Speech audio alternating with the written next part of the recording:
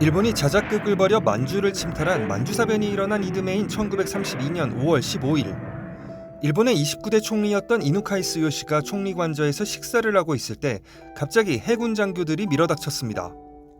이누카이 총리는 그들과 대화를 하려 했지만 장교들은 문단무용이라는 외침과 함께 그를 겨냥해 총을 발사했습니다. 한 해 전에 있었던 해군 군축 조약을 체결한 전임 정부에 불만을 품고 있던 군부 과격파들이 이누카이 내각이 만주사변 문제 해결을 위해 국제연맹과 타협하려 하자 결국 암살을 감행한 겁니다. 제국주의자이긴 했지만 그래도 군부를 제어하려 했던 이누카이의 죽음 이후 일본은 본격적인 군국주의로 향했고 결과는 태평양 전쟁의 참상이었습니다. 그로부터 90년의 세월이 흘러 전쟁 가능한 국가를 추구해온 아베 신조 전 총리가 해상자위대 경력 한 일본 청년의 총에 맞아 숨졌습니다. 그리고 이어 열린 일본 참의원 선거에서 자민당을 비롯한 개헌 추진 4개 당과 기시다 후미오 총리가 승리했습니다. 기시다 총리는 선거를 앞두고 강한 개헌 의사를 밝혔는데요.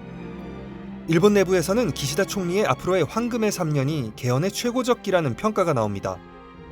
왜 향후 3년이 중요한 걸까요? 일본은 하원격인 중의원과 상원격인 참의원이 있는 양원제 국가입니다. 대부분 법안은 사실상 하원의 최종 의결 권한이 있지만 개헌은 상원에서의 통과도 필요합니다. 상하원 3분의 2가 찬성하면 국민투표를 하게 되는데요.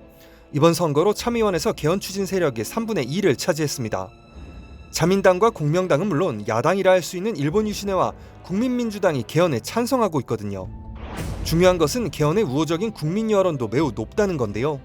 러시아의 우크라이나 침공과 중국과 대만 사이 갈등으로 부쩍 높아진 안보 불안이 변화를 불러왔다는 분석입니다.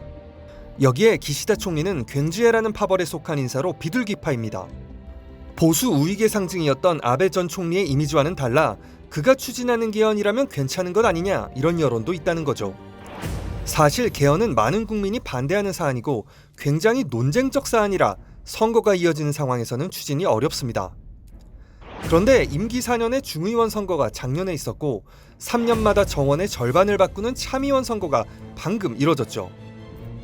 양원 선거가 동시 예정된 3년 뒤 2025년까지는 적어도 기시다 총리로서는 자신이 물러날 걱정도 정계가 개편될 걱정도 할 필요 없이 정책을 추진할 수 있다는 의미입니다.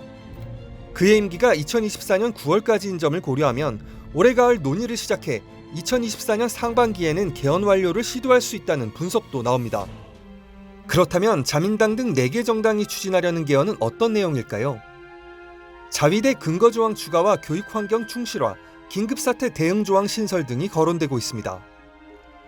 이 가운데 우리로서는 자위대 명기 부분에 관심이 쏠리는데요. 군대 보유 포기의 내용을 담은 평화헌법 구조를 바꾸는 것이기 때문입니다. 과거 일본의 군국주의에 피해를 입은 국가로서 일본의 군사력 증강에는 민감할 수밖에 없겠죠. 사실 일본이 추진하는 개헌은 러시아의 우크라이나 전쟁 이후 재편되는 국제질서, 즉 신냉전 구도와도 관련이 있습니다. 전문가들은 일본이 향후 미국의 지원하에 군사력을 강화해 동북아 지역에서 중국을 견제하는 역할을 맡게 될 것이라고 관측하고 있습니다. 물론 개헌 추진이 그렇게 쉽지는 않다는 분석도 있습니다. 개헌에 찬성은 하지만 4개 정당이 초점을 맞추는 항목은 각자 다릅니다. 공명당이나 국민민주당은 자위대 명기의 유보적 입장이기도 하죠.